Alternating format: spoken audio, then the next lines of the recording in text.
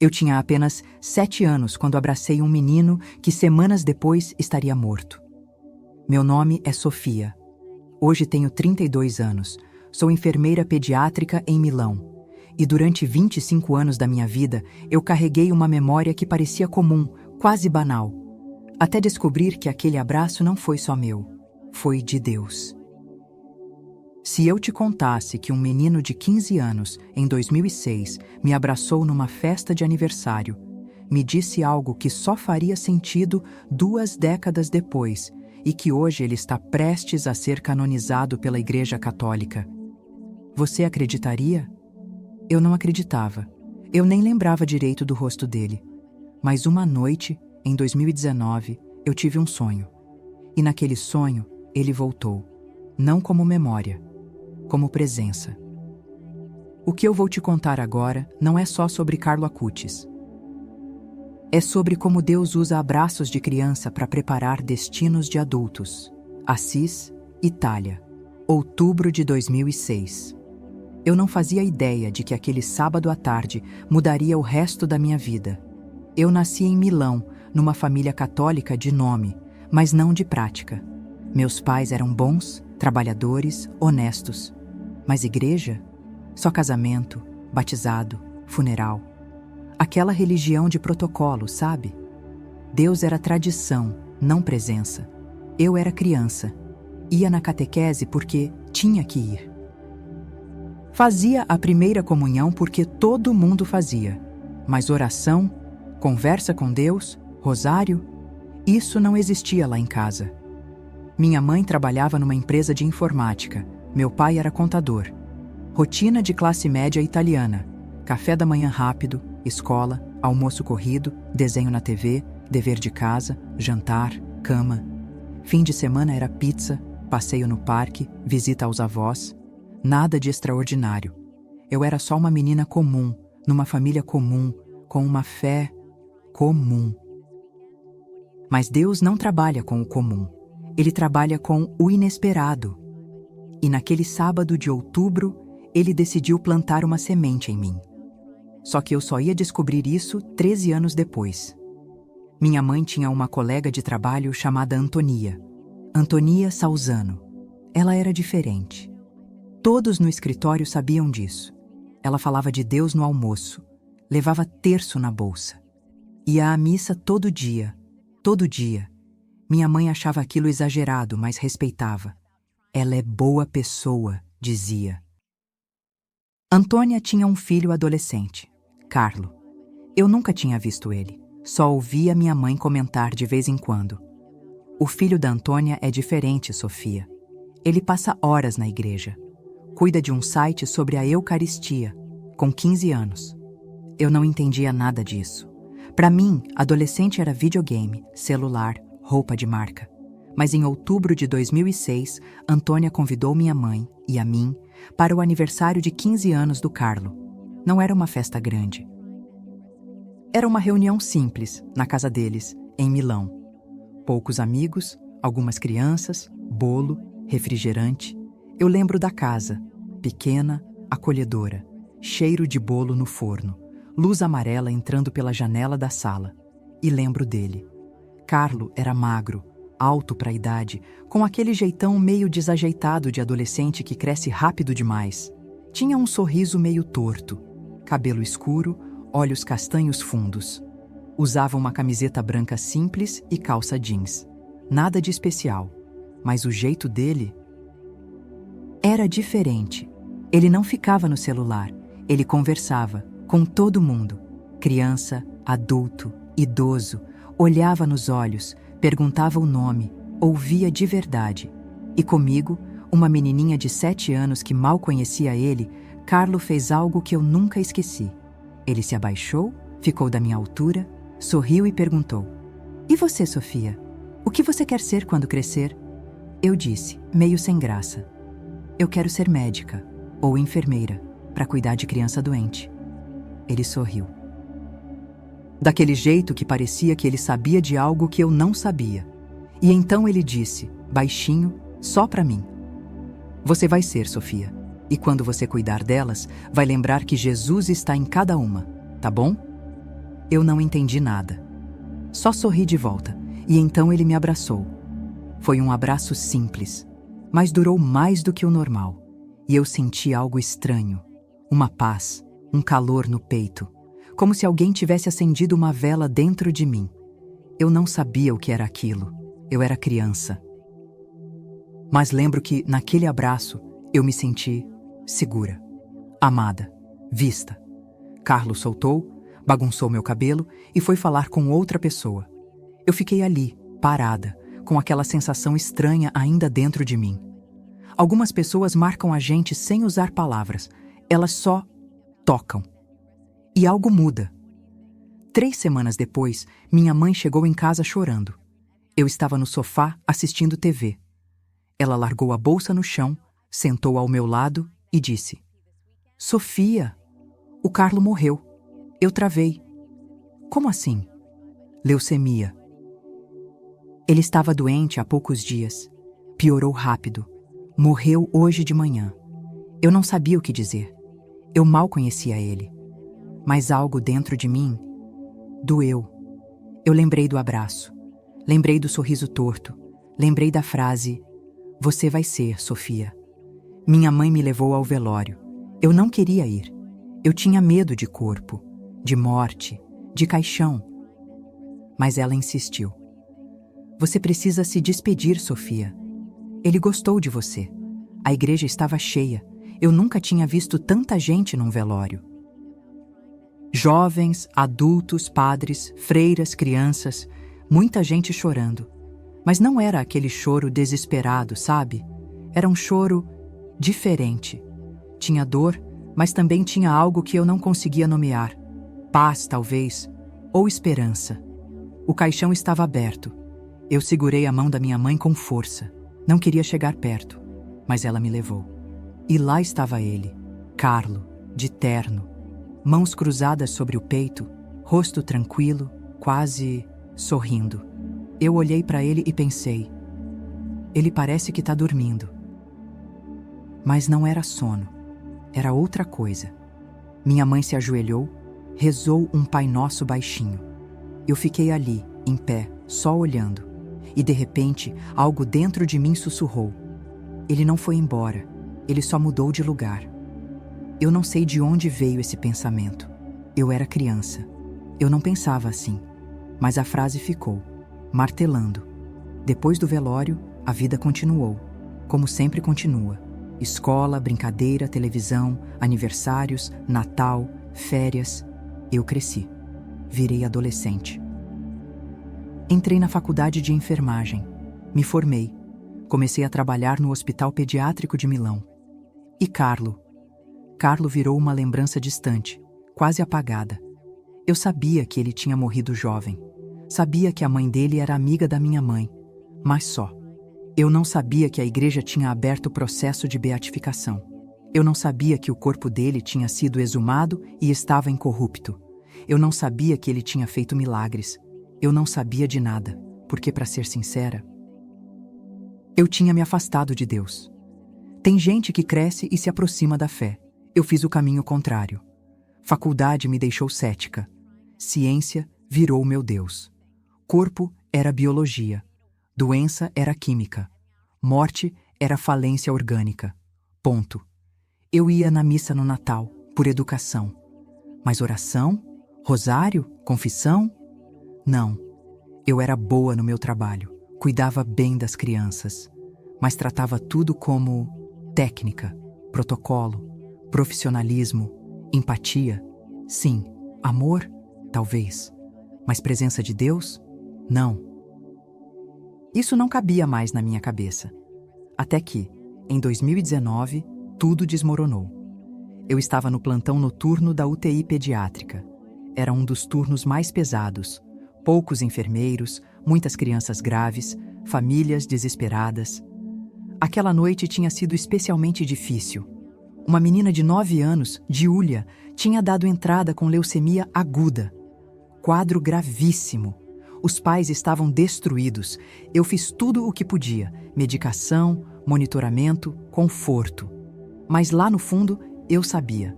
As chances eram mínimas. Às 4 da manhã, ela teve uma parada cardíaca. Reanimação, adrenalina, massagem, choque. Nada. Ela morreu nos meus braços. Eu saí daquela sala, tirei as luvas, joguei no lixo hospitalar e fui pro banheiro. Tranquei a porta, sentei no chão frio e chorei. Chorei como eu não chorava há anos. Não era só pela Júlia. Era por tudo. Por todas as crianças que eu tinha visto morrer. Por todos os pais que eu tinha consolado com frases vazias. Por toda a impotência que eu sentia, dia após dia, sabendo que a ciência tem limite, e pela primeira vez em anos eu gritei para Deus: se tu existe, por que tu deixa isso acontecer? Por que uma menina de 9 anos tem que morrer assim? Onde tu tá? Silêncio. Nada. Só o eco da minha própria voz no banheiro vazio. Eu voltei para casa às 7 da manhã. Cheguei no apartamento, tirei o uniforme, tomei banho quente e caí na cama. Eu estava exausta, física e emocionalmente destruída. Dormi quase instantaneamente. E então, eu sonhei. Não era um sonho comum, era real demais. Eu estava numa igreja, mas não era uma igreja que eu conhecia. Era pequena, de pedra antiga, com vitrais coloridos. Luz entrando de um jeito estranho, quase dourado. E lá, na frente do altar, estava ele, Carlo. Do jeitinho que eu lembrava. Camiseta branca, calça jeans, sorriso torto, mas diferente, mais brilhante? Não sei explicar. Ele olhou para mim e sorriu. E então ele disse, com aquela voz que eu tinha esquecido, mas que reconheci na hora: Sofia, você lembra do que eu te disse? Eu não conseguia falar, só olhava. Ele continuou: eu te disse que você ia cuidar delas e que Jesus estava em cada uma. E então ele apontou para trás de mim. Eu me virei e vi Júlia, a menina que tinha morrido naquela madrugada. Ela estava de pé, sorrindo, com as mãos pro alto, livre de tubos, de dor, de medo. Ela acenou para mim e desapareceu na luz. Carlos se aproximou, colocou a mão no meu ombro e disse: ela não morreu, Sofia. Ela nasceu. E você ainda tem trabalho aqui. Não desiste. Eu acordei. Alguns sonhos a gente esquece em segundos. Esse grudou na minha alma como fogo. Eu sentei na cama, suando, coração acelerado, lágrimas escorrendo. Olhei para o relógio. 14h37. Peguei o celular. Não sabia o que fazer. Não sabia com quem falar. E então, sem pensar direito, eu digitei no Google: Carlo Acutis. A primeira coisa que apareceu foi uma foto dele. Aquele rosto, aquele sorriso. Meu coração disparou. Comecei a ler: Beato Carlo Acutis, beatificado em 10 de outubro de 2020. Espera, beato? Continuei lendo. Jovem italiano, morto aos 15 anos, conhecido como o santo da internet, corpo incorrupto, venerado em Assis. Eu não acreditava no que estava lendo. Aquele menino. O menino que me abraçou. O menino que morreu 3 semanas depois. Era um beato. Cliquei em mais artigos. Assisti vídeos. Li testemunhos. E quanto mais eu lia, mais eu chorava. Porque tudo fazia sentido. O abraço, a paz que eu senti naquele dia, a frase: Jesus está em cada uma. O sonho. Tudo. Eu liguei para minha mãe. Mãe, você sabia que o Carlo foi beatificado? Ela ficou em silêncio por uns segundos. Depois disse, com a voz embargada: eu sei, filha, eu acompanhei tudo. Mas você nunca quis saber.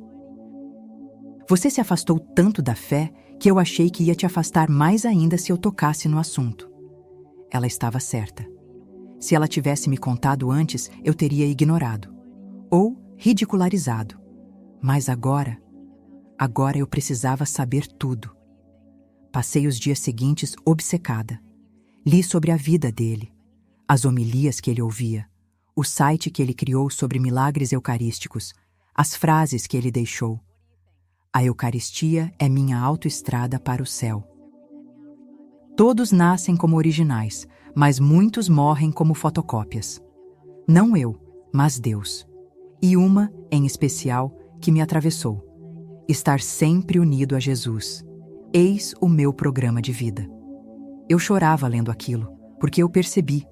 Eu tinha esquecido de Jesus. Eu cuidava de crianças, mas esqueci que cada uma era imagem dele. Eu vi a morte, mas esqueci que existe ressurreição. Eu tinha ciência, mas perdi a fé. E Carlo, lá de 2006, com um abraço de 15 anos, tinha plantado uma semente que só agora estava brotando. Uma semente pode esperar anos debaixo da terra, mas quando Deus decide, ela explode. 3 semanas depois do sonho, eu pedi folga no trabalho. Peguei o trem de Milão até Assis, 2 horas de viagem. Eu não sabia direito o que ia fazer lá. Só sabia que precisava ir. Cheguei no santuário da expoliação, onde o corpo do Carlo está exposto. Entrei. A igreja estava cheia. Gente do mundo inteiro. Jovens, velhos, crianças. E lá, no altar lateral, dentro de um relicário de vidro, estava ele, Carlo. Eu me ajoelhei, e pela primeira vez em mais de 10 anos, eu rezei de verdade. Não pedi nada, não reclamei, não cobrei, só agradeci. Agradeci pelo abraço, pela frase, pelo sonho, por não ter me deixado desistir.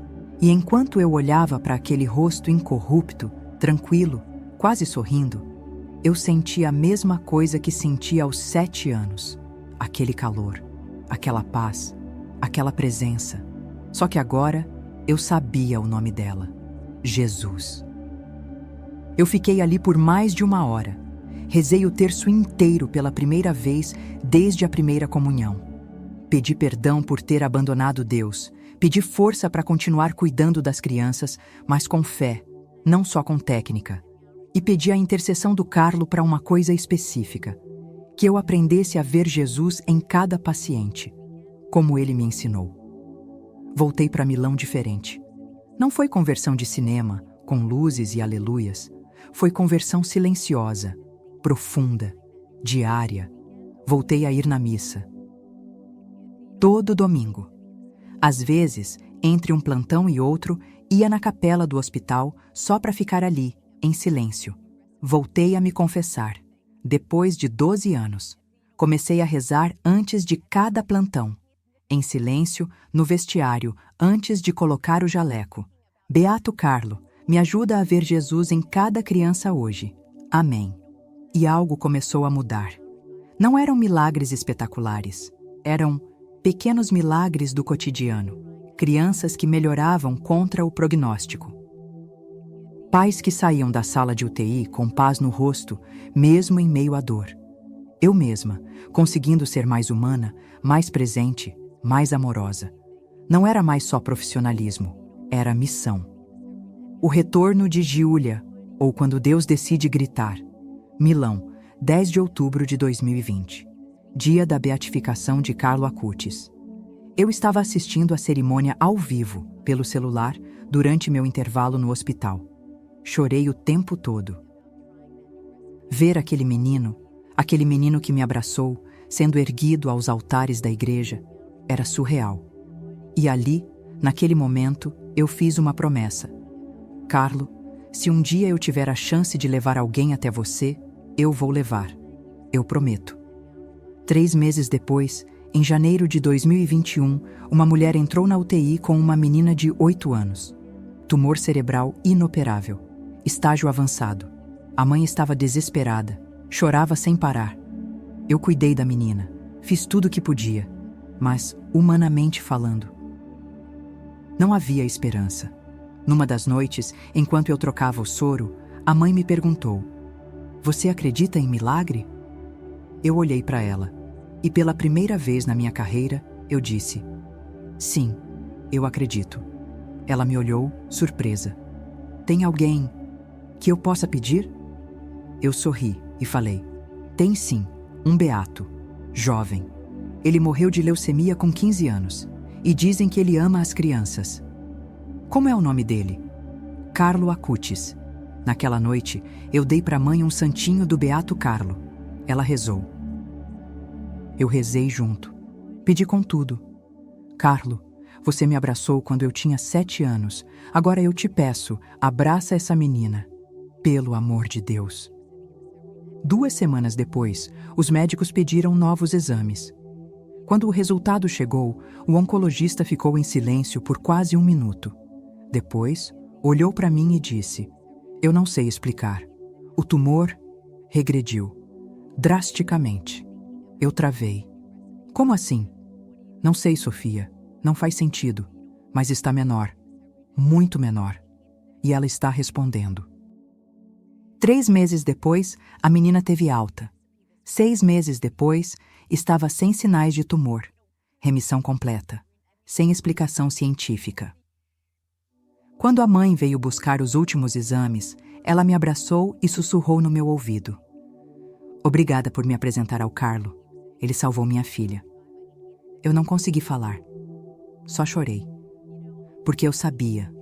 Não fui eu. Foi ele. Foi sempre ele. Tem abraços que duram segundos, mas atravessam décadas. Irmão, irmã.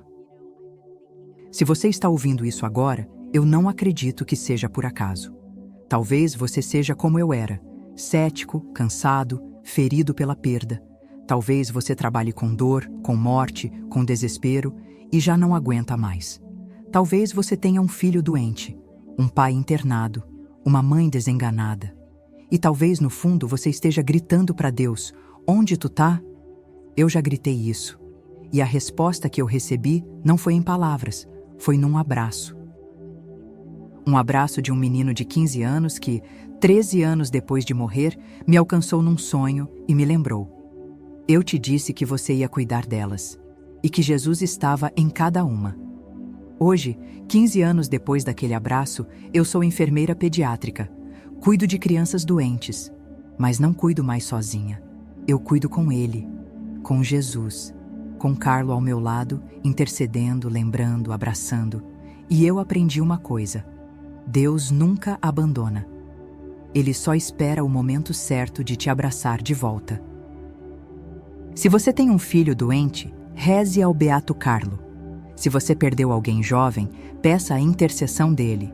Se você se afastou de Deus, volte. Mesmo que seja só para chorar. Mesmo que seja só para gritar. Porque no final, Deus não quer perfeição. Ele quer presença. E o Carlo? O Carlo continua abraçando. Continua lembrando. Continua dizendo: não desiste. Jesus está aí. Você só precisa olhar. Se essa história mexeu com você, não guarda só para você. Se inscreve no canal, não por vaidade, mas porque isso aqui é missão. Deixa o seu like, porque cada curtida leva essa mensagem para alguém que está no fundo do poço. Comenta o seu testemunho, ou o nome de alguém por quem você quer que eu reze. Eu leio tudo. Eu rezo por você. Compartilha esse vídeo com aquela pessoa que você sabe que está precisando de esperança. Isso aqui não é só conteúdo, é corrente de fé. É abraço de Deus atravessando a tela. Eu te falo isso hoje de Milão, 18 anos depois daquele abraço. Ainda com o eco daquele sorriso torto dentro de mim. Tudo começou numa festa de aniversário. Continua aqui, entre eu e você, nessa tela. Beato Carlo Acutis, rogai por nós. Que Deus te abençoe e te transforme em luz onde você está. Amém.